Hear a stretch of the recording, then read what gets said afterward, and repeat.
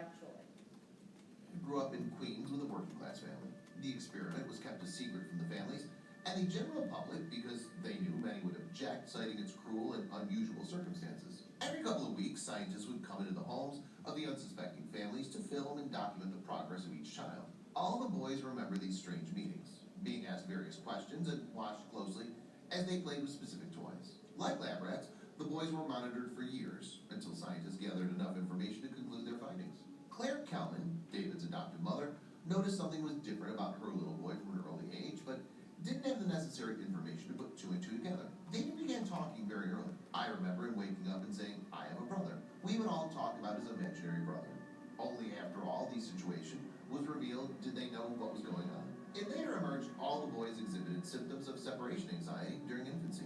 But that only made sense in hindsight, she said during an interview in the documentary. What's even more haunting about this case is that the 7 triplets weren't the only ones affected by this heinous experiment. There are at least 4, perhaps dozens of other groups of children who were separated, many of which still don't know they have siblings out there. So why wasn't this information released? When the triplet story came to light, the backlash was immense.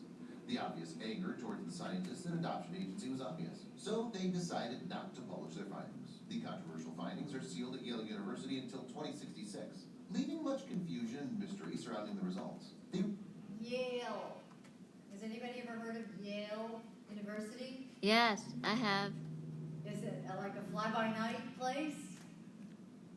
No, it's not It has a very good reputation of being It has a good- 4.0 GPA. a very good university, right? It's very hard to get into that because of the quality, the high expectations of this university. The records hold vital information about other twins and triplets who may still not know they have family out there. Unfortunately for many of these victims, their story only got worse from here. According to Nancy Segal, doctor and author of the book Accidental Brothers, the eye-opening account of the boy's story expressed that the Louise Wise Agency dealt with these single women, mostly Jewish, who were pregnant, informing them that separation was best so that the babies wouldn't have to compete for attention, leaving them little to no choice in the matter. She also met with Dr. Neubauer before he died. What struck me most was he showed absolutely no remorse for what he'd done.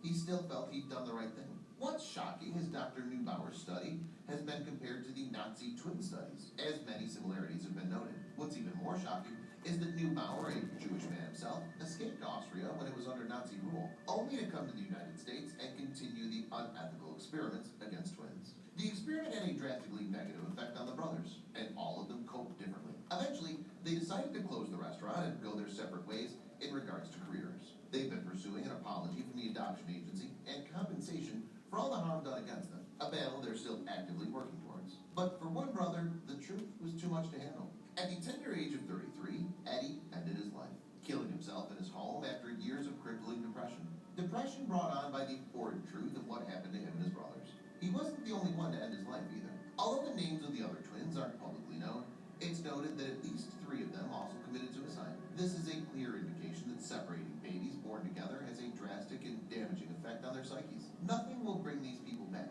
And for Robert and David, nothing will erase the idea that Eddie's suicide could have been prevented.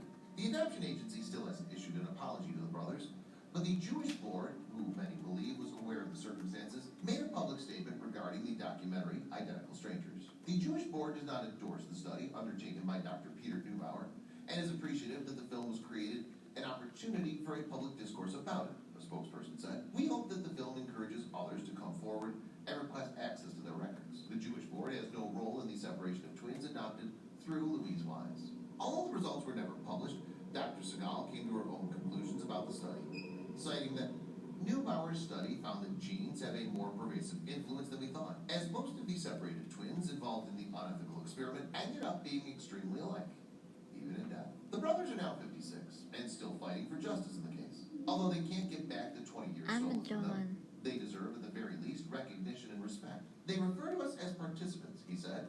"We weren't participants, we were victims." To get more. What do you think? I think I don't know.